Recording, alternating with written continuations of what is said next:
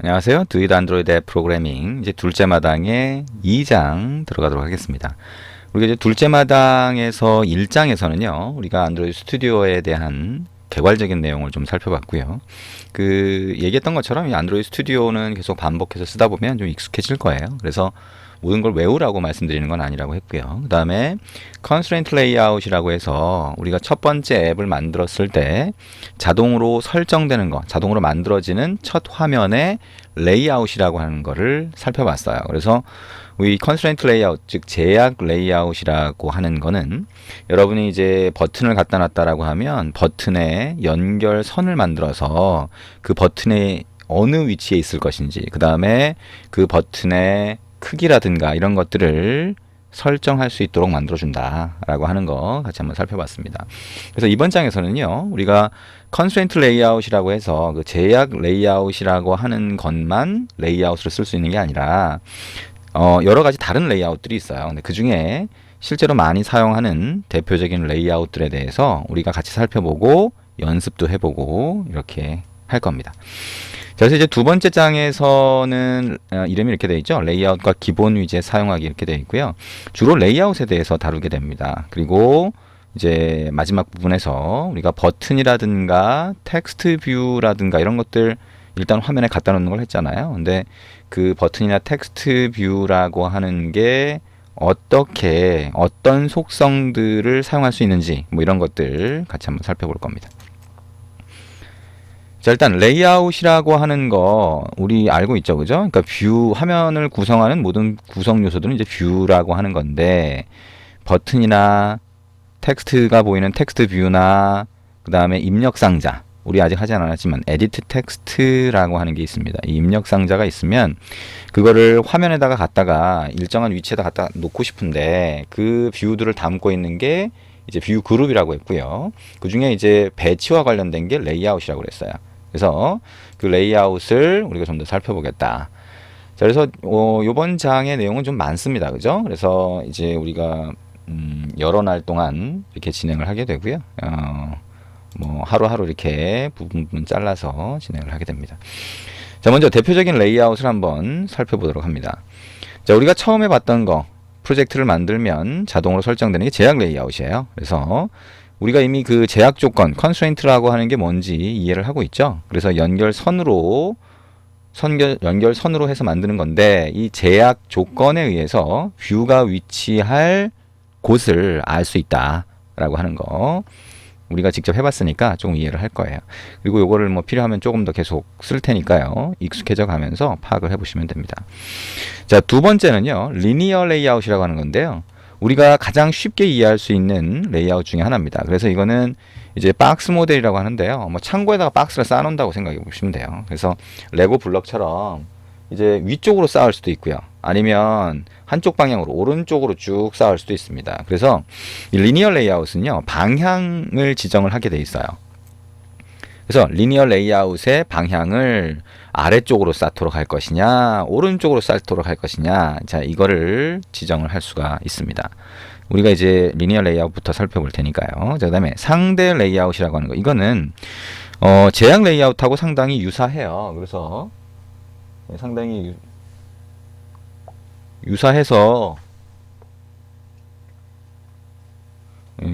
유사해서 이 뷰들을 거기에다가 갖다 놓을 수 있고 그 다음에 필요한 위치에 놓을 수 있는 그런 형태의 레이아웃이고요. 그래서 규칙 기반의 모델이다 이렇게 부르게 됩니다. 뭐 직접 해보면 어떤 형태로 사용이 되는지 그걸 알 수가 있을 겁니다. 자, 그 다음에 이제 프레임 레이아웃이라고 하는 게 있는데요. 이거는 더 단순합니다. 그래서 한 번에 하나의 뷰만 보여주는 게 프레임 레이아웃이에요. 아주 단순하죠? 그러니까 이 안에 뭐 배치라고 할 것도 별로 없어요. 근데 이게 단순한데도 불구하고 굉장히 중요하게 사용이 됩니다. 나중에 어떻게 중요하게 사용되는지는 직접 해보면 되는데, 일단 이게 첫 번째 뷰를 프레임 레이아웃에 딱 집어넣었다라고 하면 뭐 그거 하나만 보이니까 다 충분하게 다 된 거죠. 근데 다른 뷰를 하나 또 추가하면 그 밑에 먼저 추가했던 뷰가 밑에 깔리고요. 나중에 추가했던 뷰가 그 위에 보이게 됩니다. 그래서 나중에 추가했던 뷰만 보이지만 여기서 중요한 거는 뷰가 여러 개 들어가면 중첩된다는 거예요. 물론 이제 상대 레이아웃 같은 것도 중첩시킬 수는 있지만 이게 프레임 레이아웃은 어쨌든 마지막에 있는 것만 보이다 보니까 이 중첩을 시킨 다음에 필요하면 다른 뷰를 가장 위쪽으로 올리든지 또는 앞 위에 있는 뷰를 안 보이게 만들어주면 밑에 있는 뷰가 보이겠죠. 그래서 실제로는 그 안에 있는 뷰들을 서로 보이게 하거나 안 보이게 하면서 전환해주는 효과를 만들 수가 있어요. 그래서 웹 같은 경우에도 이제 이렇게 감춰놨다가 보여주는 이런 것들을 많이 쓰게 되는데 화면 구성을 할 때요. 이제 그런 형태로 이제 프레임 레이아웃을 많이 쓰게 됩니다. 자, 테이블 레이아웃은요, 뭐 상대적으로 잘 쓰지는 않습니다. 그러니까 그 가장 큰 이유로는 우리가 격자 형태로 뭔가 배치를 하는 거는 필요한 경우가 많이 있긴 하죠. 그러니까 이제 여러분이 이제 사진을 찍어서 갤러리 같은 데 이렇게 딱 보게 되면 격자 형태로 이렇게 사진들이 보이잖아요. 그래서 그런 격자 형태로 쓰는 경우가 많이 있지만 우리가 격자 형태로 쓸 수 있는 위젯이 따로 있죠. 그리드 뷰라고 하는 거 나중에 우리가 볼 텐데 그게 따로 있어서 테이블 레이아웃은 상대적으로 많이 쓰지 않습니다. 그래서 우리가 이 다섯 가지 중에 한 가지를 했으니까 네 가지에 대해서 볼 텐데요. 이 테이블 레이아웃과 여기는 없지만 이제 스크롤을 만들어주는 뷰 그룹이 또 있습니다. 그래서 그 스크롤 뷰하고 테이블 레이아웃은 간단하게 우리가 살펴보도록 할 겁니다. 자, 주로 리니어 레이아웃, 상대 레이아웃, 그 다음에 프레임 레이아웃을 중심으로 본다라고 생각을 하시면 되겠죠. 자, 이 세 가지는 굉장히 익숙하게 만들어 놓으실 필요가 있습니다. 자, 그러면 이 리니어 레이아웃이라고 하는 거 먼저 한번 보죠. 그러니까 리니어 레이아웃이 어떻게 쓰이는지를 한번 본다는 건데요. 얘기한 것처럼 리니어 레이아웃은 자, 아래쪽으로 추가를 할 건지 오른쪽으로 추가를 할 건지를 정하게 되어 있어요. 그래서 이 리니어 레이아웃은 아래쪽으로 추가를 하는 겁니다 라고 하면 뷰를 추가를 하면 무조건 아래쪽으로만 쌓게 되어 있고요.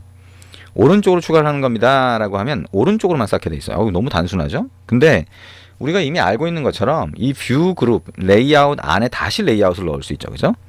레이아웃 안에는 뷰들을 담아 놓을 수 있는데 레이아웃도 뷰가 될 수 있으니까 레이아웃이 또 들어갈 수 있어요. 그러면 우리가 첫 번째 거는 오른쪽으로 쌓도록 해놨는데 그 안에 리니어 레이아웃을 또 집어넣고 아래쪽으로 쌓을 수 있게 하면 이런 형태가 가능하죠. 그러니까 로그인 화면이나 이런 것도 이 리니어 레이아웃만으로도 만들 수 있어요. 이런 식으로 방향을 막 바꿔가면서, 그죠? 그 안에 또 집어넣고 레이아웃을 집어넣고 방향을 바꿔주고 그 안에 또 레이아웃을 집어넣고 방향을 바꿔주고 이런 식으로 하면 복잡한 형태의 뷰도 리니어 레이아웃을 다 만들 수가 있습니다. 중요한 거는 리니어 레이아웃은 어쨌든 한쪽 방향으로 쌓을 수 있고 이 방향이라고 하는 걸 지정해야 된다. 이게 필수 속성이에요. 상대 레이아웃이라고 하는 거 한번 보죠. 상대 레이아웃은요, 이 제약 레이아웃, 컨스트레인트 레이아웃하고 상당히 유사합니다. 그래서 우리가 부모 레이아웃이 있으면 이 상대 레이아웃이라고 하는 레이아웃이 있으면 버튼을 갖다 놨다라고 하면 버튼을 위쪽에 붙일 거냐? 우리 위쪽 붙이는 거 알잖아요. 그죠? 그러니까 이 컨스트레인트 레이아웃, 제약 레이아웃에서는 버튼 위쪽에 있는 연결점을 부모 레이아웃의 위쪽 벽하고 붙이면 위쪽으로 가서 붙죠. 상당히 유사해요. 근데 이 상대 레이아웃은 그거보다 기능이 훨씬 더 적어요. 예, 그러니까 결국에는 이 컨스트레인트 레이아웃, 제약 레이아웃이라고 하는 게 기능이 훨씬 많으니까 우리가 제약 레이아웃을 많이 쓸 수 있겠다라고 생각할 수도 있겠죠. 근데 제약 레이아웃은 최근에 나온 거예요. 그래서 최근에 나왔다 보니까 예전에는 거의 다 이제 상대 레이아웃과 리니어 레이아웃 이런 것들을 많이 사용을 했죠. 그리고 이제 제약 레이아웃이라고 하는 거는 이제 사실상 그 아이폰 앱 개발을 하게 되면 엑스코드라고 하는 걸 사용을 하는데요. 그 엑스코드에서 사용하는 레이아웃 방식과 상당히 유사하게 만들어졌다라고 생각을 하셔도 됩니다. 그래서 이제 훨씬 그 기능에 가깝게 만들다 보니까 상대 레이아웃이라고 하는 거 말고 자, 컨스트레인트 레이아웃, 제약 레이아웃을 만들어서 쓰게 되는 거죠. 그래서 상대 레이아웃도요, 제약 레이아웃처럼 두 가지 관계를 사용할 수 있어요. 첫 번째는 이 뷰 또는 위젯과 부모 레이아웃 간의 관계를 사용할 수 있고요. 그 다음에 하나의 뷰가 있으면 그 안에 들어있는 다른 뷰하고의 관계를 사용할 수 있습니다. 상당히 유사하죠. 자, 프레임 레이아웃이라고 하는 거 아까 얘기했죠? 자, 한 번에 하나만 보여주는데 자, 여러 개를 만약에 추가했을 경우에는 다른 것들이 깔려 있게 돼요. 그리고 다른 것들을 감춰놨다가 자, 필요할 때 다른 것들을 보여주고 앞에 있던 것들을 안 보이게 하거나 숨겨버리면 화면을 전환하는 효과가 생깁니다. 그게 이제 화면 전체일 수도 있고 이 뷰를 일부분만 해서 부분 화면으로 전환할 수도 있겠죠. 자, 나중에 이런 것들 다 해봅니다. 자, 간단한 방식만 먼저 설명을 하고 있습니다. 자, 테이블 레이아웃은 그대로 말 그대로 격자 형태로 보여주는 거예요. 우리가 이제 월별 캘린더, 달력 같은 데 보이는 격자, 그죠? 월화수목금토일 이렇게 있는 거라든가, 아니면 얘기한 것처럼 갤러리에서 화면, 사진을 보여주는 그런 화면, 뭐 이런 것들 예를 들 수 있겠죠. 자, 이렇게 보면, 자, 뷰라고 하는 게 레이아웃 안에 들어가서 이렇게 배치된다라고 볼 수 있는데요. 일단, 뷰에 대해서 우리가 크기에 대한 거는 한번 봤었어요. 그죠? 레이아웃 위드스와 하이트로 크기가 결정이 된다. 근데 그 크기라고 하는 게, 그러면 뷰가 가지는 영역을 얘기를 할 텐데요. 이 뷰가 가지는 영역이 어디까지냐? 라고 할 때, 눈에 보이는 뷰에 테두리 선이 있을 거예요. 근데 테두리 선으로 끝나는 게 아니라, 테두리 선 바깥에 마진이라고 하는 정보가 있어요. 그래서 이 뷰가 다른 것과 얼마나 떨어져 있을지 이걸 이제 마진이라고 합니다. 우리가 제약 레이아웃에서도 마진이라고 하는 용어를 썼죠. 그 다음에 이 버튼 안에 글자가 있으면 이 글자가 내용물이 되는데요. 내용물과 이 테두리 간의 거리가 있어요. 이거를 패딩이라고 합니다. 그래서 이 테두리를 보더라고 한다면 보더와 다른 것과의 거리, 마진, 그 다음에 내용물 간의 거리, 이걸 패딩이라고 한다. 그래서 요 영역을 뷰의 영역이다라고 얘기할 수가 있습니다.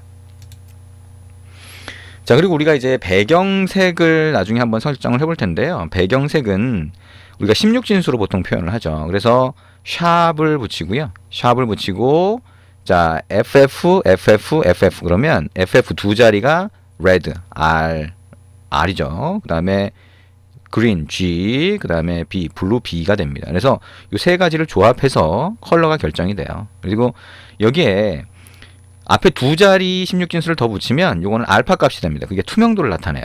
그래서 이 그림을 보시면 FF를 하면 투명하지 않은 거, 여기 보니까 00으로 하니까 완전 투명한 게 됐죠. 88로 하면 반투명이 됩니다. 그래서 배경색이라든가 이런 것들, 색상이라든가 이런 것들은 이렇게 색상을 아예 지정할 수도 있고요. 숫자로, 16진수 숫자로 지정할 수도 있고, 아니면 이렇게 이미지로 지정할 수도 있습니다. 이거는 나중에 우리가 해볼 거예요. 그래서 해보다 보면 익숙해지게 됩니다. 자, 이렇게 해서 레이아웃이 어떤 것들이 있는지 같이 한번 살펴봤습니다.